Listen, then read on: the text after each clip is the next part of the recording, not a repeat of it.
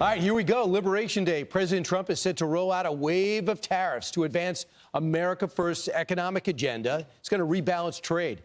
And the White House says they're going to go into effect immediately. Lucas Tomlinson joins us live from Washington. Good morning, Lucas. Good morning, Lawrence, Ainsley, and friends. Today is what President Trump calls Liberation Day, when these new tariffs will be rolled out. Champions of free trade, going back to Adam Smith's invisible hand, don't believe they will work. White House Press Secretary Caroline Leavitt says they will. They will be effective immediately. And the president has been teasing this for quite some time. They're not going to be wrong. It is going to work. And the president has a brilliant team of advisors who have been studying these issues for decades. And we are focused on restoring the golden age of America and making America a manufacturing superpower. Now, while details are not immediately clear, this is what we know ahead of President Trump's address this afternoon. The reciprocal tariffs could be less than what other countries charge the U.S. Rates may vary depending on country. The new tariffs could also apply to all countries, and sector-specific products such as steel and aluminum imports are already subject to a 25% tariff, and the car and auto parts import tariff are expected to begin today. The money will begin coming in tomorrow. And Goldman Sachs has raised the odds of a recession in the U.S. to 35%. White House trade advisor Peter Navarro says the new tariffs will bring in $6 trillion over the next decade, which is being called the largest peacetime tax hike in modern history, which will be paid for by the American consumer. Navarro said the auto tariffs alone will bring in $100 billion per year. And President Trump has acknowledged prices could rise, but said people are going to start buying American-made cars, guys. Hey, Lucas, could we have last-minute deals, too? We saw Vietnam and Israel change their trade structure. We accepted that. Could the president be working the phones today, getting calls from other countries? With President Trump, of course, he's known as a deal-maker, guys. You saw what Israel did. They zeroed out their tariffs in the United States. Right. So perhaps we could have some last-minute deals. Mm-hmm. All it takes is a post on X. There you go, indeed. And, Lucas, did you say that one of those big investment firms says there's a 35% chance of a recession now? I did, Steve. Goldman Sachs, they raised it up to 35%. It was like 15, 20% earlier because of the tariffs. We'll have to watch the markets with the opening bell.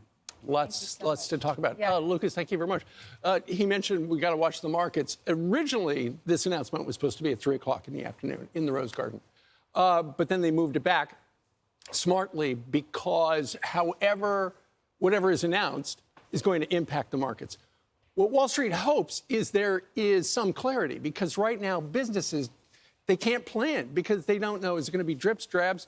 They're going to announce something today, something else next week. They need to know long-term whether or not they should invest money in new plants here in the United States. Because the worry is if they invest to build a factory here in the U.S. and then in a year or 2 or 3 or 4, free trade comes back, they get screwed by putting all that money back here.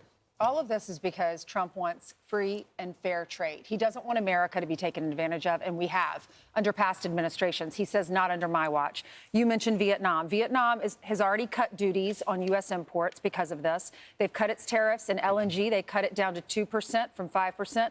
Cars down to 32%. Originally was 45 to 64%. Ethanol, 5%. It was 10%. In India, they reduced tariffs on motorcycles and whiskeys. Mexico, they deployed those 10,000 troops to the border to help with the immigration problem. The EU is proposing lowering tariffs on car imports from 10% closer to the 2.5% that Donald Trump wants. Canada unveiled a $1.3 billion security plan for the U.S. and pledged to have this fentanyl czar. So those are some examples. But as far as investments are concerned, Johnson & Johnson investing $55 billion. We heard from Apple, $500 billion. SoftBank, OpenAI, Oracle, $100 billion. Hyundai, $20 billion in the U.S. Nissan, $661 million. Eli Lilly, $27 billion. So it's working. Those are investments. It might, in the short term, be a little painful for Americans, but overall, this is about being fair. A lot of it has to do with this unplowed ground. We've never seen this before. These are 10 times as big as the tariffs the president had last time. They were so effective. Joe Biden left them all in place. Everyone said the sky was going to fall. It didn't. These are about the size of William McKinley's, where he raised taxes on imports 50% in the 1890s. And it is the template President Trump has went with. Steve, you mentioned about building factories here. And are we going to build a factory here and end up zeroing out the tariffs? I don't think it's ever not going to benefit under the Trump years any company from coming back to America, down to zero or coming to America. Right. You know, that's one of the things they balanced out in the 80s.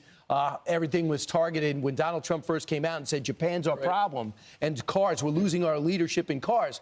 All of a sudden, Japan goes, what if I build Toyotas by you? What if I brought Honda there? And then we began to rebalance, and throughout most of the South, you got the Hyundai away from the unions, the Honda and Apple in Toyota. Texas. One person that continues to be a great messenger, not just for the Republican Party, but for Donald Trump, knowing the Trump speak, is Kellyanne Conway. I think this has become a patriotic message. You build here. This is for our workers here. It's a national security issue. We can't be getting our PPE. We saw what happened during the pandemic. We're getting all of this stuff from other countries. Kellyanne Conway explained what the president is trying to do. President Trump is using tariffs to, one, raise revenues for this country, two, to recalibrate and make more reciprocal our trade imbalance with other countries. You listed all the ones which are egregious violations of any kind of common sense and fairness, Sean. And also, President Trump is trying to protect American sovereignty, American security, American manufacturing, American jobs, America herself. I think President Trump would tell a lot of these companies, if not countries, tariffs are not his choice, they're your choice. If you don't want these tariffs, then start building more factories here, expanding your facility capacity, investing more in American workers, American innovation. Right, and that's what we've heard from the administration, and they're putting all their eggs in that basket. If it works, it will be fantastic, but it is a gigantic experiment. It sounds like right now the conventional wisdom is, rather than the little deals, the little side deals with everybody and reciprocal, okay, you do 2% on us, it will probably be a 20% universal tariff, which is across the board. If they implement that, which would be immediate according to the White House, it would bring the effective U.S. tariff rate to almost 33%, which is the highest since 1872, which, Brian, you were talking about McKinley with the very high rates back then. 33% is a big number. And I know there are a lot of people who are on fixed incomes who are watching. You know, they're watching their 401k account go down. Let's just hope today's announcement brings some finality and some clarity, because right now they don't have that. Right. I just the one thing about Trump I noticed is that when things are tense, he gets the calmest. So when they attack his family, it's a little different.